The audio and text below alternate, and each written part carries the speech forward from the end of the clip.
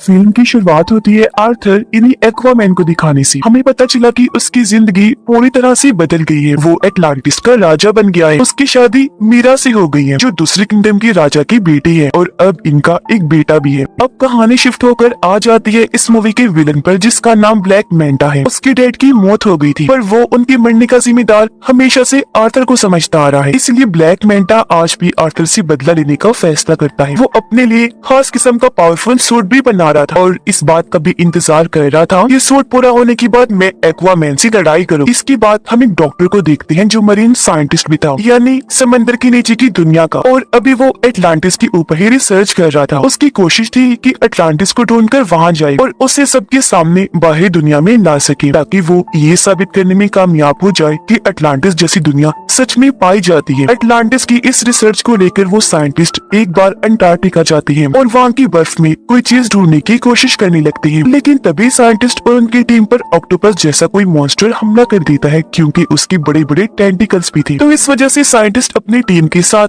वहाँ पर फंस जाते हैं। इसीलिए वो अपने बाकी साथियों को सिग्नल भेजकर मदद मांगते हैं। तब उनकी मदद करने उनका एक साथी आ भी जाता है, यानी ब्लैक मैंटा। ये लोग मिलकर काम कर रहे थे। यहाँ आने के बाद ब्लैक मैंटा साइंटिस्ट और उनके साथियों की जान तो बचा लेता है, लेकिन वो खुद यहाँ रिसर्च करने लगता है, जिसके लिए वो बर्फ के और नीचे जाने लगा। काफी गहराई में आने के बाद उसे टूटा हुआ ब्लैक ट्राइडेंट दिखता है, और अब जैसे ब्लैक मैंटा टूटे हुए ट्राइडेंट को उठाकर जोड़ता है तो उसे इसका असली मालिक नजर आने लगता है, जिसका नाम कॉर्डेक्स था। ये काफी चालाक खतरनाक लग रहा था। वो ब्लैक मैंटा की यादों में कहता है कि तुमने क्योंकि मेरा टूटा हुआ ट्राइडेंट जोड़ दिया है, इसलिए अब तुम बहुत ताकतवर बन जाओगी, साथ ही अपने दुश्मन एक्वामैन से बदला भी ले पाओगी, और तो और हर वो चीज तुम कर सकते हो जो तुम करना चाहती हो। अब पता चला कि दुनिया की सूरत हाल काफी खराब हो गई है, क्योंकि ग्लोबल वार्मिंग इतनी बढ़ गई है कि सुनामी और सैलाब वगैरह आती रहती हैं। इस वजह से बाहरी दुनिया के साथ साथ समंदर की दुनिया में भी काफी मुश्किलात आ रही हैं, क्योंकि इस सारी सूरत हाल की वजह से समंदर के क्रिएचर्स धीरे धीरे मरते जा रहे हैं। सब कुछ देखते हुए अटलांटिस की काउंसिल्स की मीटिंग होती है, जिनमें आर्थर भी शामिल था। यहाँ आर्थर सब काउंसिल्स के सामने ये ऑफर रखता है कि हमें मिलकर बाहरी दुनिया के लोगों से बात करनी चाहिए और अपनी एडवांस टेक्नोलॉजी को उनके साथ शेयर करना चाहिए, बांटना चाहिए, ताकि इस तरह बाहरी दुनिया भी तरक्की कर सके और फिर वो हम लोगों की भी मुश्किलात को हल कर सके। पर जाहिर सी बात है, कोई भी इस बात पर राजी नहीं होता। सभी काउंसिल्स मिलकर कहती है कि ऐसा नहीं हो सकता।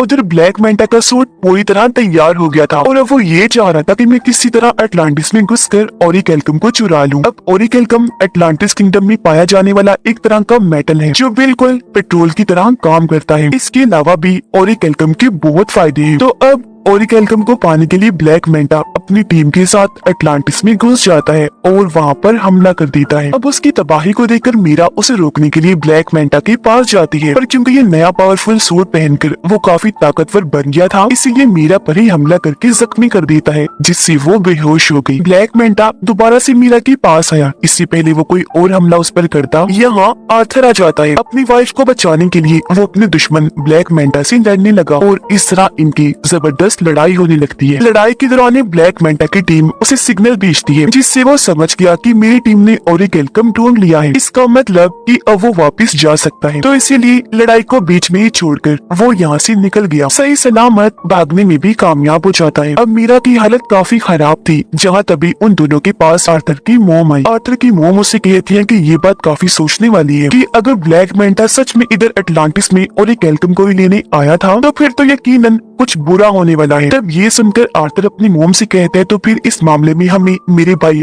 ऑर्म की मदद चाहिए होगी। पर क्यों? तो आर्थर जवाब देते हैं, क्योंकि मेरा भाई ऑर्म अटलांटिस के साथ साथ ओरिकेल्कम के बारे में भी काफी अच्छे से जानता है। वो अटलांटिस की पूरी तारीख के बारे में जानता है। ये सुनकर आर्थर की मोम कहती है, पर ऑर्म तो एक दूसरे किंगडम फिशरमैन की जेल में कैद है, तो फिर भला वो कैसे आ सकता है? जिस पर आर्थर जवाब देता है, मैं खुद फिशरमैन किंगडम जाऊंगा और जेल से ऑर्म को छुड़वा कर ले आऊंगा। उसने ऐसे किया। वो सीधा फिशरमैन की जेल में पहुंचा। जल्दी ऑर्म को ढूंढ भी निकालता है। ऑर्म को लेकर वहाँ से बाहर आ जाता है, पर इससे पहले वो यहाँ से निकलते ऑर्म को फिशरमैन किंगडम के गार्ड्स घेर लेते हैं ऑर्म की हालत अब काफी खराब हो गई है, क्योंकि यहाँ उसे ठीक से खाना नहीं दिया जाता था, जिस वजह से उसका जिस्म काफी कमजोर हो गया था। पर जैसे ही बाहर आई और समंदर का पानी इसके जिस्म को लगा, वो पहले की तरह सेहतमंद और ताकतवर बन जाता है। उसके पास पहले जैसी पावर्स भी आ जाती है, इसलिए ऑर्म अकेला ही गार्ड से भिड़ गया, उन पर भारी पड़ता है। एक ही झटके में सभी गार्ड्स को मार के रख देता है, जिसके बाद दोनों भाई यहाँ से निकल जाते हैं। रास्ते में बातें करते करते दोनों एक दूसरे को अपनी अपनी जिंदगी के बारे में बताते हैं। आर्थर ऑर्म से कहता है कि मैं अटलांटिस का राजा बन बन के थक गया हूँ, अब मुझे इस काम में बोरियत होने लगी है। लेकिन ये सुनकर ऑर्म को काफी हैरत हुई। वो आर्थर से कहता है कि जिस राजा की गद्दी को पाने के लिए मैंने भी बचपन से कोशिश की कि मैं राजा बन जाऊं, पर वो गद्दी तुम्हें मिल गई, जिस गद्दी की तुम्हें कोई परवाह भी नहीं है। ये बात तो काफी अजीब और कमाल की है। जिसके बाद ये दोनों सीधा किंगफिश के पास गए और उससे ब्लैक मेंटा के बारे में पूछने लगते हैं, जिस पर किंगफिश दोनों को जवाब देता है कि ब्लैक मेंटा तुम दोनों को एक आइलैंड पर मिल सकता है, जो आइलैंड साउथ एरिया में है। और अब ये सुनकर दोनों भाई साउथ एरिया की तरफ निकल जाते हैं उस आइलैंड पर जाने के लिए। पर यहाँ आकर उन्होंने देखा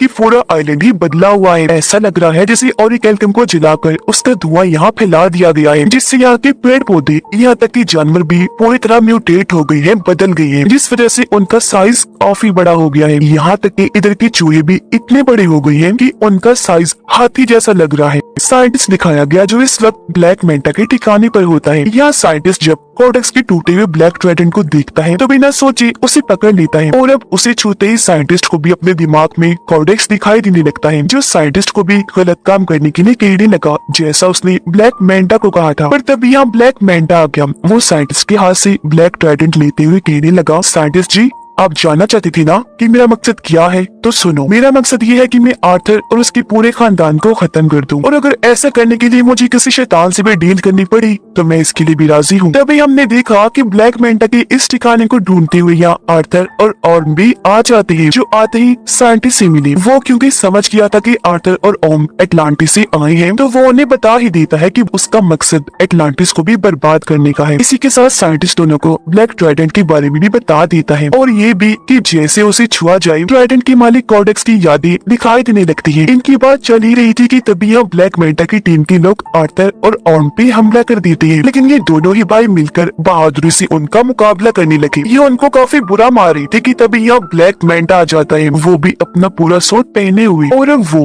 इन दोनों से लड़ाई करने लगता है। लेकिन इस बीच ऑर्म गलती से उस ब्लैक ट्राइडेंट को पकड़ लेता है, जिस वजह से उसे भी कोडेक्स की यादें दिखाई देने लगती है। तो ये सब होने की वजह से कुछ देर के लिए ऑर्म का लड़ाई पर से ध्यान हट जाता है, जिसका फायदा उठाकर ब्लैक मेंटा उस पर हमला कर देता है। वो जवाबी हमला ना करने की वजह से काफी जख्मी हो गया, और अब ब्लैक मेंटा इस तरह दोनों से लड़ता है कि वो इन पर भारी पड़ने लगा। अब जब ये लग रहा था कि ब्लैक मेंटा दोनों को ही मार देगा, तो तभी यहाँ मीरा के डैड आ गए, इन्हीं राजा, जो आकर दोनों की मदद कर देते हैं और इन्हें निकाल कर भी यहाँ से ले जाते हैं। यहाँ से काफी दूर जाने के बाद ये एक महफूज जगह पर आ गई, और यहाँ उन लोगों को ब्लैक ट्राइडेंट के बारे में सब कुछ बता देता है।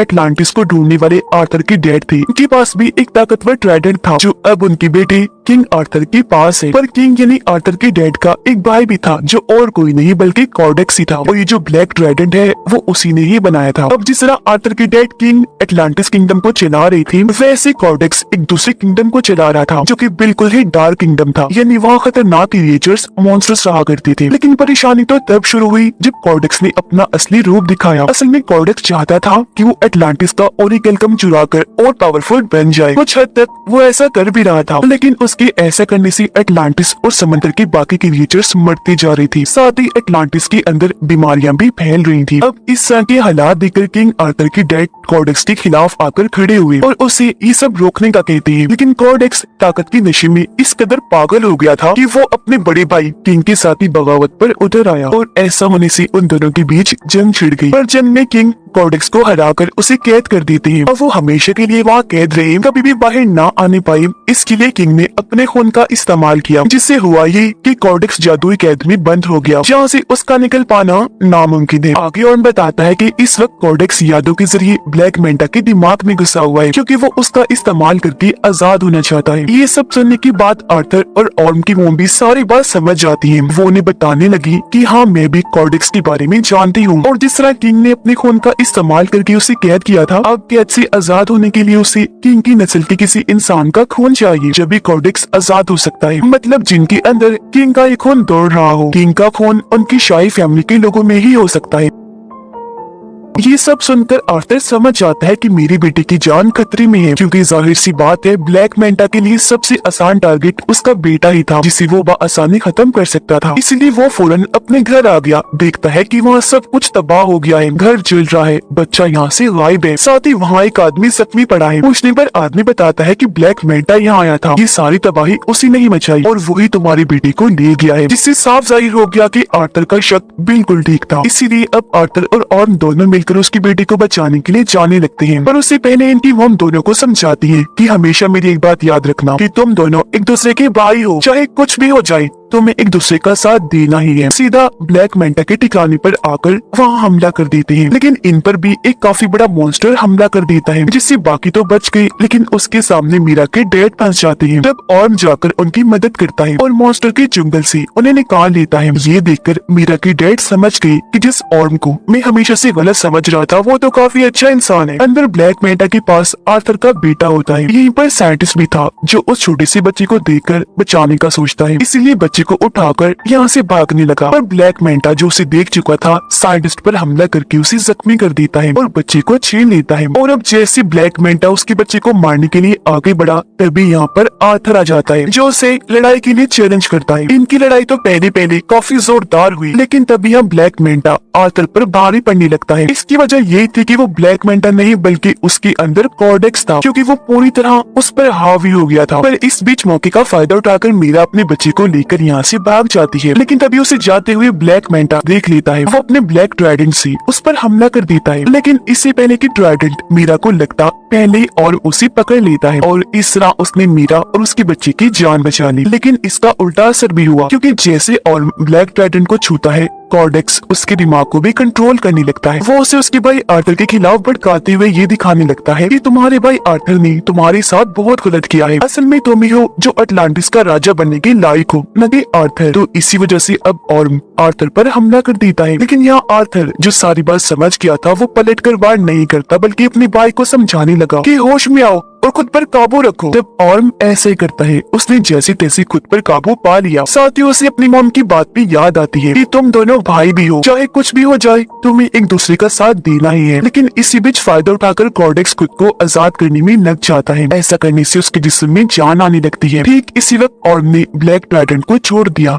अब तक काफी देर हो गई थी, क्योंकि कॉर्डेक्स खुद को जिंदा करके आजाद हो चुका था। और अब कॉर्डेक्स को अपने सामने देखकर आर्थर उसी के ब्लैक ट्राइडेंट से उस पर हमला कर देता है। पर कॉर्डेक्स आसानी से अपने ब्लैक ट्राइडेंट को पकड़ के आर्थर पर हमला करने की कोशिश करने लगता है। पर उससे पहले ही आर्थर अपने वाली ट्राइडेंट की मदद से उसके ब्लैक ट्राइडेंट को तोड़ता हुआ कॉर्डेक्स को जा लगता है, जिससे आखिरकार वो भी अपने ट्राइडेंट के साथ साथ खत्म हो जाता है। उसके खत्म होते ही पूरी जगह भी तबाह होने लगती है। धीरे धीरे करके ये सारी जगह टूटने लगी थी और तभी इसके नीचे ब्लैक मेंटा दब जाता है। पर उसे मुसीबत में देखकर आर्थर उसके सामने मदद के लिए हाथ बढ़ाता है, पर ब्लैक मेंटा इनकार कर देता है, ये कहकर कि शुक्रिया, मुझे तुम्हारी मदद नहीं चाहिए, तुमसे मदद लेने से अच्छा मैं मरना पसंद करूंगा। तो इसी वजह से ब्लैक मेंटा भी वहीं दबकर मारा जाता है, जबकि आर्थर और उसके बाकी साथी वहाँ से बाहर निकल जाते हैं। यहाँ आर्थर ऑर्म से कहता है कि अब तुम बिल्कुल आजाद हो, तुम्हें अब किसी भी जेल में जाने की जरूरत नहीं पड़ेगी, क्योंकि फिशरमैन की जेल में हम ये कह देंगे कि तुम यहाँ दबकर मारे गए हो और अब तुम यहाँ से जाओ और आजादी से अपनी जिंदगी जियो। ऐसा होने के बाद पूरी तरह अब ऑर्म भी आर्थर को अपना भाई मान लेता है, क्योंकि उनकी गलत फहमियां दूर हो गई थी और कहने लगा कि अटलांटिस को जैसे राजा की जरूरत है तुम बिल्कुल वैसे हो, ये किंगडम तुम्हारा ही है। इसके बाद हम देखते हैं कि आर्थर अटलांटिस को दुनिया के सामने ले आता है। बाहरी दुनिया में आकर इस किंगडम के बारे में वो सब कुछ बता देता है। उसने ये भी कहा कि अब से हम अटलांटिस की टेक्नोलॉजी को दुनिया के साथ भी शेयर करेंगे, जिससे होगा ये कि हम साथ में मिलकर दुनिया को मजीद और अच्छा बनाएंगे। आर्थर की जिंदगी ऐसे ही गुजर रही थी, यानी वो अटलांटिस और बाहरी दुनिया दोनों में रहता है। इस फिल्म की कहानी भी यहीं पर खत्म हो जाती है।